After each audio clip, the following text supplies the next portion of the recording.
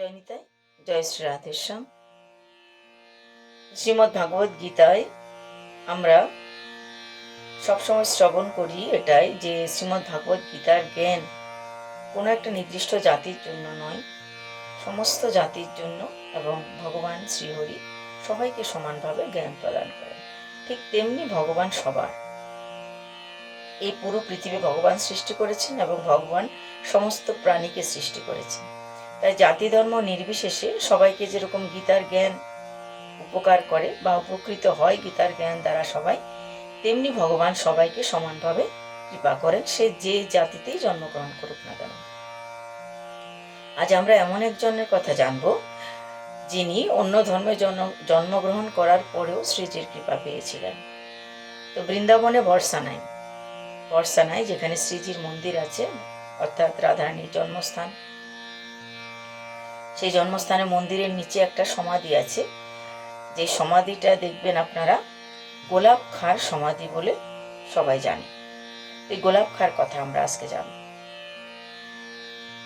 অনেক বছর আগের কথা, সে বৃন্দাবনে অর্থাৎ বর্ষানায় গোলাপ খান নামে একজন ব্যক্তি ছিলেন, যিনি খুব সুন্দর সারঙ্গী বাজাতেন। তো তিনি বেশিরভাগ সময় বর্ষানায় সে মন্দিরের নিচে, অর্থাৎ রাধারানীর যে মন্দির আছে, রাধাকৃষ্ণের যে মন্দির আছে, মন্দিরের নিচে একটা গাছের নিচে বসে তিনি সারঙ্গী বাজাতেন। এত সুন্দর তিনি বাজাতেন, অনেক লোক একত্রিত হয়ে যেত তার এই বাজনা শোনার জন্য। একদিন মন্দিরের পূজারী, অর্থাৎ রাধারানীর মন্দিরের পূজারী, শ্রীজির মন্দিরের পূজারী, তিনি যাচ্ছিলেন রাস্তা দিয়ে, আর তিনি সুন্দর সারঙ্গী শুনলেন।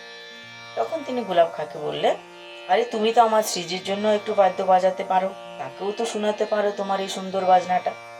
তিনি বললেন, ঠিক আছে, আমি সেখানেও শোনাবো।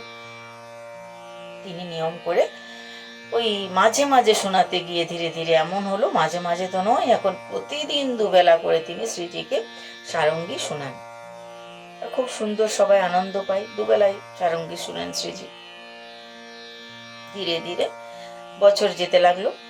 একদিন গোলাপ খাঁর একটা ছোট্ট মেয়ে জন্ম নিল। সুন্দর মেয়ে জন্ম নিয়েছে। গোলাপ খাঁ তার নাম রাখলো রাধা। ধীরে ধীরে রাধা বড় হচ্ছে। একদিন গোলাপ খাঁর পত্নী মারা গেলেন, স্ত্রী মারা গেছে। তো গোলাপ খাঁর সঙ্গে সঙ্গে সেই ছোট কন্যাটা আছে রাধা, তিনি সব সময় রাধা রাধা রাধা বলে ডাকেন মেয়েটিকে। মেয়েটি সবসময় সঙ্গে থাকে। ঘরে কে রান্না করবে, কে কি করবে, সব সময় মন্দিরের কাছাকাছি ওরা থাকে, গাছের নিচে। পূজারী বলছেন যে তুমি আর বাড়িতে ঘন ঘন গিয়ে কি করবে, কে রান্না করবে, এক কাজ করো, তুমি আর তোমার মেয়ে এখানেই থেকে যাও, শ্রীজিকে তোমরা বাজনা শোনাবে, আর দুবেলা এখানেই প্রসাদ পাবে, আর রান্নার ব্যবস্থা করতে হবে না, বাড়ি যেতে হবে না। তিনিও ভাবলেন কে রান্না করবে, কে এত কিছু করবে, তিনি সেখানেই থেকে গেলেন। দুবেলায় তিনি অনেক সময় ধরে সারঙ্গী বাজাতেন, শ্রীজিকে শোনাতেন, আর প্রসাদ পেতেন। তারা বাবা মেয়ে দুজন, বাবা মেয়েকে ছাড়া থাকতে পারে না, মেয়ে বাবাকে ছাড়া থাকতে পারে না। তো গোলাপ খাঁ যখন সারঙ্গী বাজাতেন, তার ছোট্ট মেয়েটা খুব সুন্দর নৃত্য করতেন। 7-8 বছর যখন মেয়েটার বয়স, তিনি প্রত্যেক দিন সারঙ্গী বাজাতেন, আর মেয়েটাও খুব সুন্দর নৃত্য করতেন। ধীরে ধীরে আরো সময় যেতে লাগলো। একদিন মেয়েটা তো বড় হলো। তখন পূজারী এবং আশেপাশের লোকজন যারা আছে তারা সবাই বললেন, গোলাপ খাঁ, তোমার মেয়েটা তো বড় হয়ে গেছে, ওর বিয়ে দিয়ে দাও। গোলাপ খাঁ বলে, আরে আমি টাকা পয়সা কোথায় পাবো, কোথায় কি পাবো, আমার মেয়ের বিয়ে কি করে দেবো আমি জানি না, সে যে দিয়েছে সেই জানে। পূজারী বলছে, আমার রাধারানীর এখানে, শ্রীজির এখানে পয়সার অভাব আছে নাকি? মন্দিরের তো কত কিছু, 16 সিংহার পরে কত কিছু আছে। অন্যান্য আরো কয়েকজন ভক্ত বলছে, আরে সবই তো ভগবানের দেওয়া, শ্রীজির দেওয়া ধন, তোমার রাধার বিয়েতে আমরা সবাই খরচা করব, ছেলে ঠিক করা হোক। তিনি বলে, আমি কোথায় ছেলে ঠিক করতে যাব, আমি তো দুবেলা এখানে শ্রীজিকেই বাজনা শোনাতেই আমার ভাল লাগে, আমি কোথায় খুঁজবো? তাই সবাই মিলে সুন্দর একটা ভালো ছেলের খোঁজ করলেন। একটা ভালো ছেলে দেখে ওই রাধার বিয়ে দিয়ে দিলেন। রাধার তো বিয়ে হয়ে গেল। সেই শ্রীজির মন্দির থেকে অনেক উপহার দেওয়া হলো, 16 সিংহার সময় অনেক উপহার দিয়ে বিয়ে দেওয়া হলো সুন্দর করে।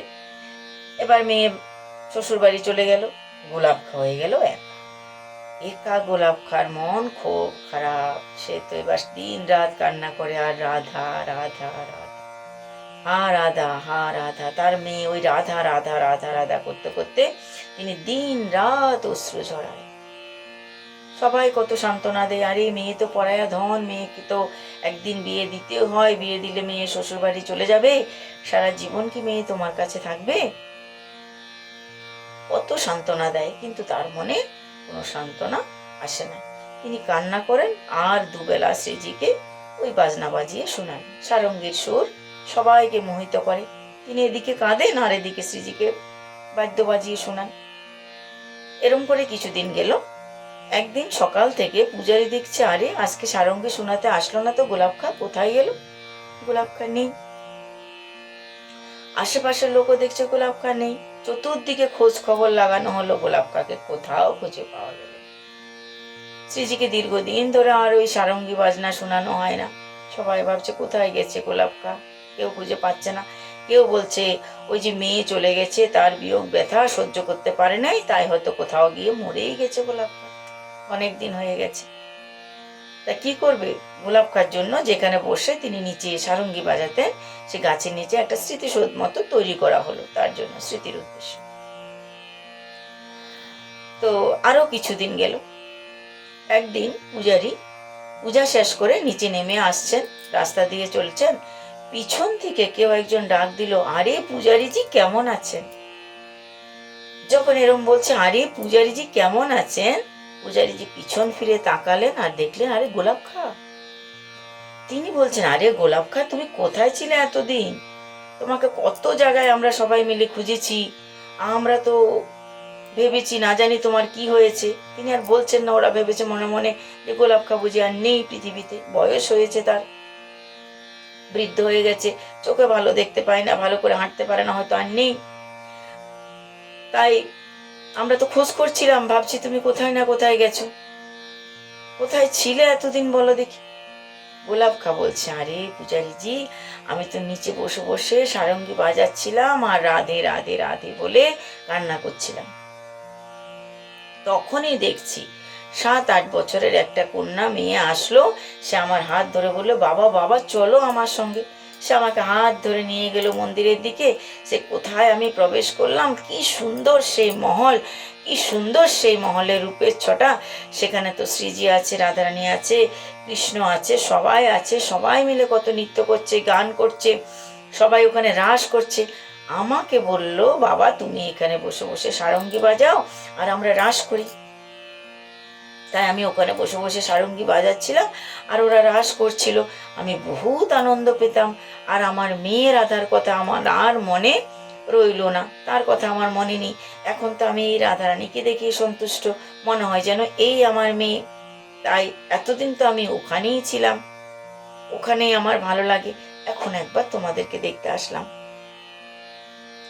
অর্থাৎ তিনি রাস মণ্ডলে পৌঁছে গেলেন, রাসস্থলীকে তাকে নিয়ে গেছেন শ্রীজির কোনো এক সখী। অবাক হয়ে গেলেন পূজারীজি, এই বাজনা বাজাতে বাজাতে রাধা রাধা রাধা কান্না করতে করতে তিনি রাধারানীকেই প্রাপ্ত হলেন। যেরকম অজামিল উপাখ্যানে আমরা নাম মহিমা দেখতে পাই, যে হরি নামের মহিমা বা নারায়ণ নামের মহিমা, নারায়ণ নারায়ণ ডাকতে ডাকতে তিনি নারায়ণকেই পেয়ে গেলেন, ঠিক সেরকম রাধে রাধে রাধে রাধে কন্যার নাম ডাকতে ডাকতে গোলাপ খা শ্রী রাধারানীকেই পেয়ে গেলেন। তাই সে গোলাপ খার সমাধি এখনো বর্ষানায় আছে। তাই ভগবান কোনো জাতপাত দেখেন না, ভগবান কি দেখেন? কেবল দেখেন ভক্তি।